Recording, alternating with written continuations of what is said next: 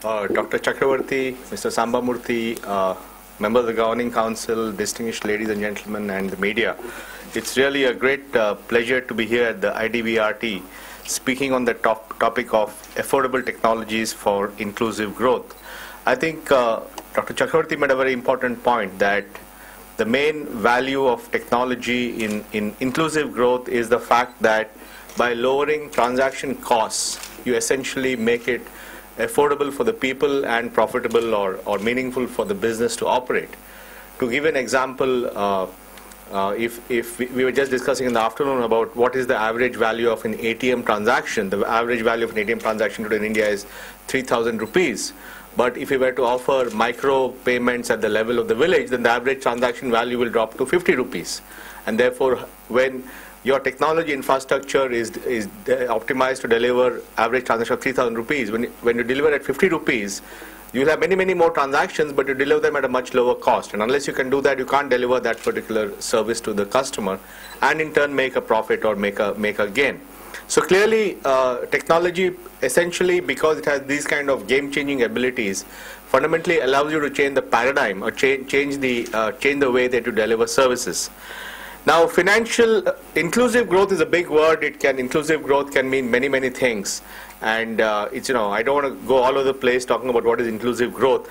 I would like to stick to the issue of financial inclusion in inclusive growth, because as again Dr. Chakravarti said, financial inclusion or allowing the poor to participate in the financial economy is a very important part of inclusive growth. In fact, it's probably one of the key platforms that we need for inclusive growth. So I will limit my talk in the next 45 minutes or so to the issue of financial inclusion.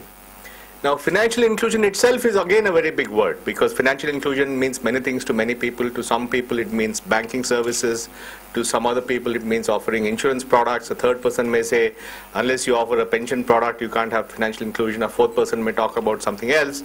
And therefore, again, the phrase financial inclusion also has a lot of meaning. So I will really focus even more on a sub-dimension of financial inclusion, which is the payments part of financial inclusion, which is how do you give and take money from people. And as I'll explain to you, that's not a trivial problem, and that actually is the root of the exclusion that we do of our poor from our financial services. Now, it's appropriate that the IDRBT is the place I discuss this, because I have been involved with the banking sector in my previous avatar for the last 20 years and been involved with the fundamental core banking system design for the last 20 years. And the IDRBT has played a very important role in banking in general and specifically in the payments architecture. I think one of the big things we have done in India in the last several years is really reforming and the electronification of our payments architecture. I think developments like the RTGS and the NEFT and ECS all have shown how we have taken essentially a paper-based payment and settlement system into an electronic world. And that's really a large part of the credit is right here at IDRBT, where they run a lot of these applications that are required by all the banks. But having said that, we have sorted out the problem of what you can call as bulk payments.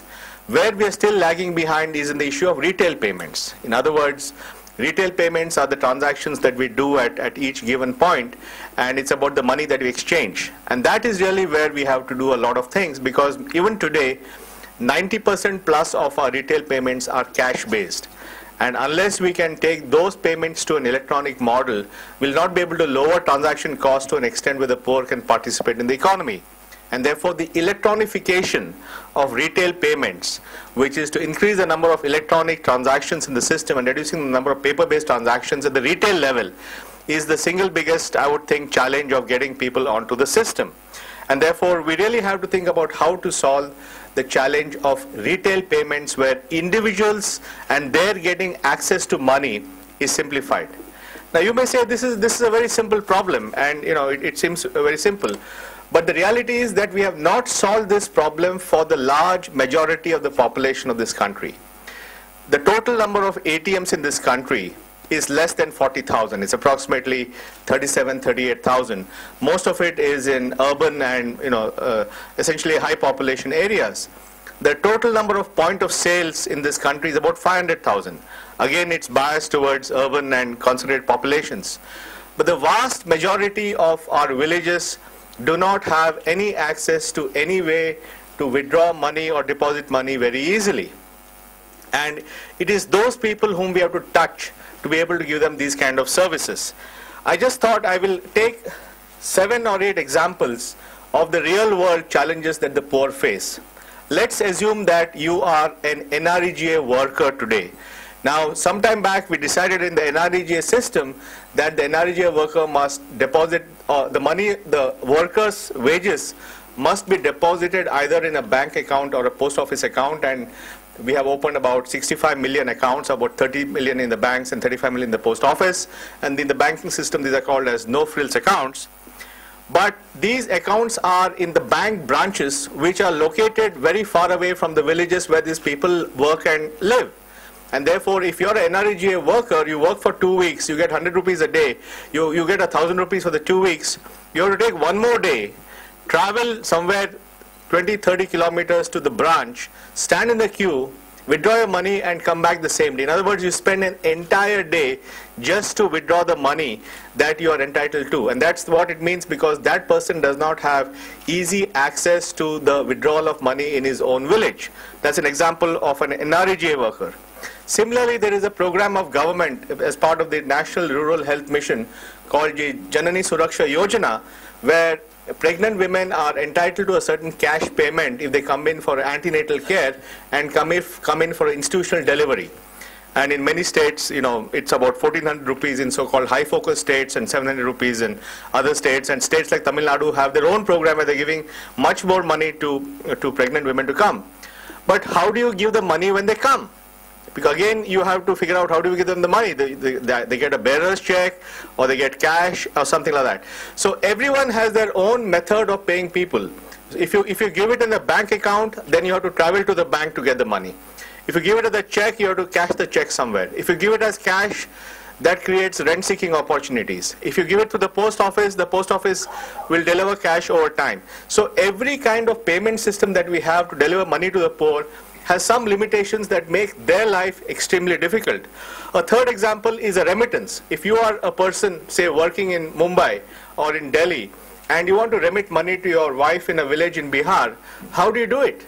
There's no way to do it. You either have to use the post office, or you have to have some intermediary who goes to the nearest branch, withdraws the money, walks back to the village, takes his commission, and then gives the money to your wife. So when you start looking at all these fundamental things, you find that for the poor who are far away from any point of payment of financial transaction, the amount of overhead which we put on the person, either in terms of travel, in terms of inconvenience, in terms of harassment, is very, very high compared to what you and I face when we go to a bank ATM to withdraw money. So in other words, making the payments possible to the poor at the point where they live is a very important part of financial inclusion, and that's something which we have to look at. Now, as Dr. Chakravarti was saying, we seem to have reached a point of critical mass where we now have the moving parts to actually put together to create a platform for payments and financial inclusion that can reach out in an affordable way to all the people. And the reason we have reached this point is actually because of the investment we have done in the last 20 years in a variety of platforms. Now, what do I mean when I use the word platform? A platform is nothing but an ecosystem that you create where everybody on the ecosystem is using a common way of doing things.